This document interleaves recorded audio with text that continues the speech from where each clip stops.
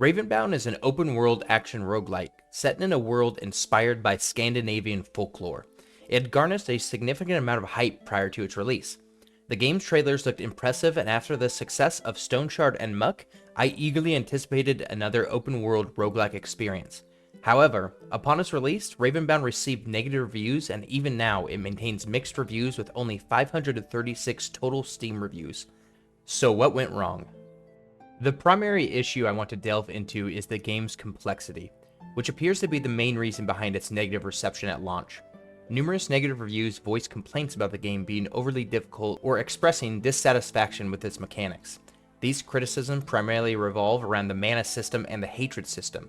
Initially, these complaints seem valid as the game provides only a brief explanation of how these mechanics actually work, leaving players to figure out most of them on their own.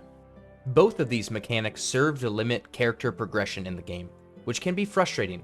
At the start of the game, players transform into a raven and gain the ability to explore a vast open world map. However, the mana and hatred systems hinder the complete exploration of this expansive world. Before I delve deeper into these mechanics, let me first explain how the game operates. At the beginning of each run, players find themselves in a massive tower situated in the middle of the map. Before them lie 8 doors, each adorned with different symbols. These doors lead to distinct regions on the map. Upon exiting through one of these doors, players transform into a raven, granting them freedom to navigate the expansive open world. The sight of soaring through the vast map as a raven is truly awe-inspiring. While flying across the map, players will notice various markers below them. Most of these markers indicate different enemy camps, but 2 markers highlight a town and a quest. It is crucial to prioritize visiting the town and the quest markers, since neglecting them severely impedes your progress. Within each camp resides a chest that unlocks upon clearing out the camp. Defeating enemies in different camps yields fragments, with 2 enemies in each camp dropping a fragment. Collecting 3 of these fragments enables players to empower them, resulting in a selection of 3 cards from which players choose one to add to their hand. However, card usage or equipping is only possible if sufficient mana is available. Several methods exist to obtain mana, with the easiest being acquiring mana from a hatred tear. Prior to defeating the first boss, there is only one hatred tear. Distinguishable by a blue quest marker, each hatred tear grants 5 mana, which can be used to employ the cards obtained through fragment empowerment. Once you clear a hatred tear, it will cleanse all the hatred in the area and unlock 4 or 5 chests for you to open without accumulating more hatred. Hatred is a game mechanic that increases the health and damage of elite enemies and bosses. It is crucial to avoid gaining hatred at all costs, since these bosses and elites are exceptionally challenging to defeat. I played the game upon its release, and since then they have made changes to the system to make it less punishing.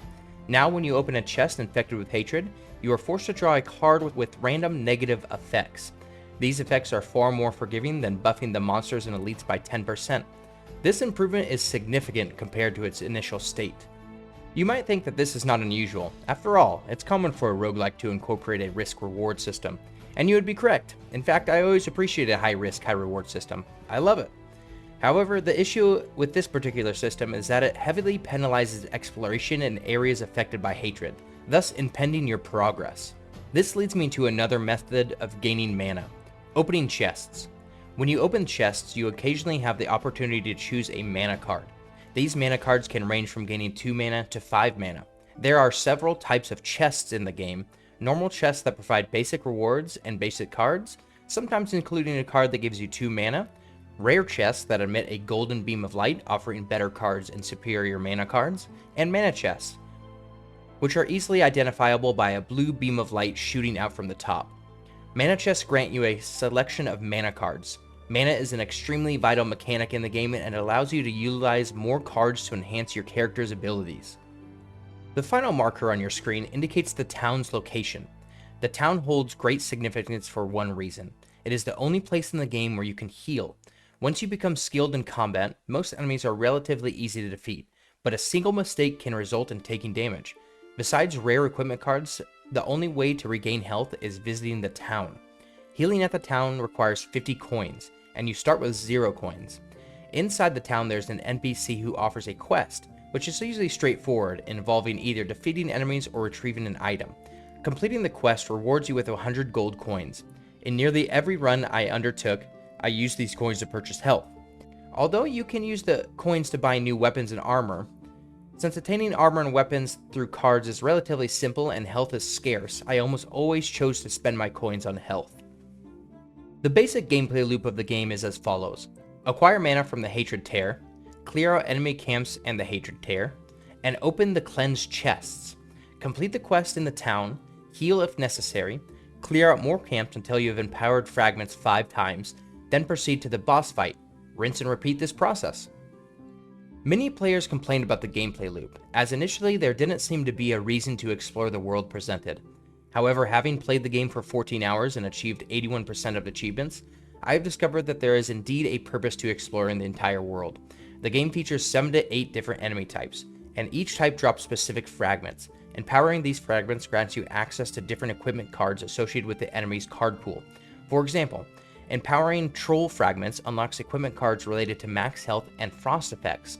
If you wish to pursue a specific build, you need to explore the entire map in search of enemy camps. Defeating a specific type of enemy multiple times unlocks additional cards for their pool. I do wish this aspect was better explained at the start of the game, as variation in gameplay from one run to another is one of the more important aspects of any roguelike. Another incentive to explore is the opportunity to challenge world bosses. These bosses offer highly valuable loot, but they pose an extremely formidable threat. It's a high risk, high reward situation, and I've tried this many times and I was never able to beat the troll world boss.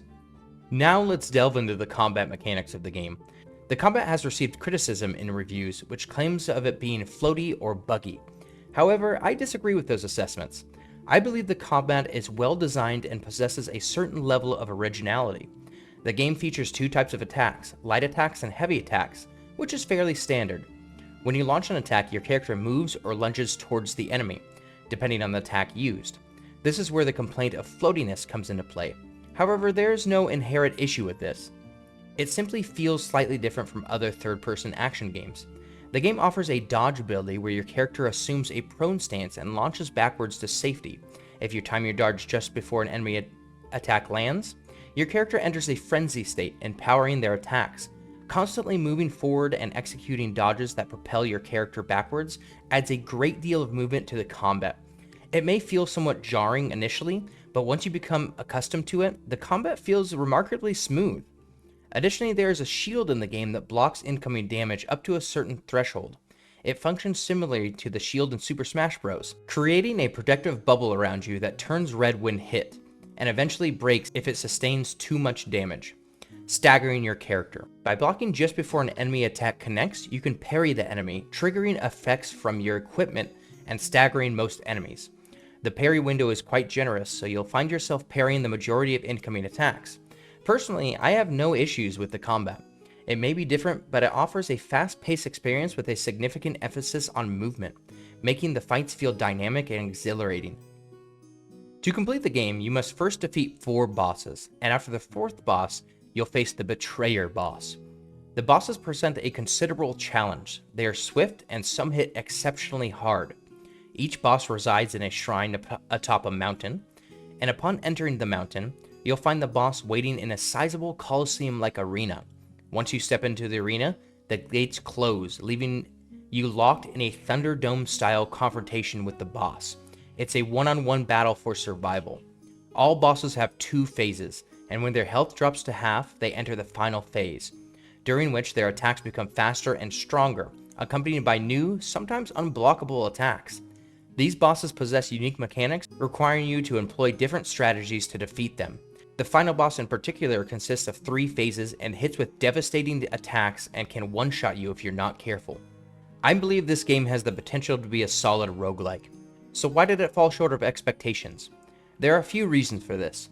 Firstly, the game is confusing to play. It introduces numerous mechanics that require careful attention to become stronger.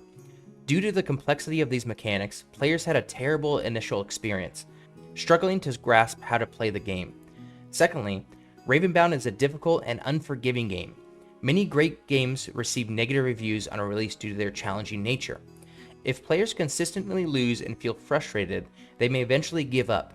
Games like Wild Frost and Thymesia face similar issues initially, but as players learned how to play, the reviews improved over time.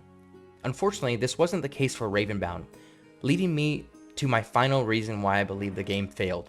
It was not released as an early access title. Early access could have saved this game, as it possesses significant potential. Let's discuss the importance of early access and why Ravenbound is a prime example. Many people express concerns about early access, which is understandable. I often hear statements like, why buy a game that isn't finished? Although I don't personally hold this view, it is a common consumer concern. Developers may hear these statements and hesitate to release their game in early access, as they can understand the consumer's perspective. However, the same people who express these concerns probably agree with the statements, why would I buy a game that has bugs, or this looks cool but it's too unpolished. Eventually you'll reach those individuals with your 1.0 release. I love early access because I can buy and enjoy an unfinished game. I can have fun with it, take a break, and return a month later to witness all the progress the developers have made. Indie games are relatively affordable, and I assume most indie game players explore a variety of titles. So, release the game in early access, and if it doesn't perform well initially, don't worry. Gather feedback from those who played it, polish the game to the bestest possible version, and essentially re-release it. This way you can have two opportunities to make an impact, and the consumers are satisfied because they receive an amazing game, whether we are early access players enjoying new content and updates each month, or players who witness the game's growing hype and buy it upon the 1.0 release. Early access benefits both the developers and players by delivering a good and successful game. It's frustrating for me to see games like Ravenbound not released in early access, despite their potential. Without the promise of a 1.0 release, what is the motivation to continue working on it? Eventually, updates for Ravenbound may dwindle, and the game could fade away. I hope this doesn't happen, but I struggle to see what would bring players back to the game. Ravenbound holds significant potential, and it's a good game. I generally want to see it succeed in the future, but I must admit, my faith in its success is dwindling. Thank you guys for watching. Like, comment, and subscribe if you want to see more videos like this in the future.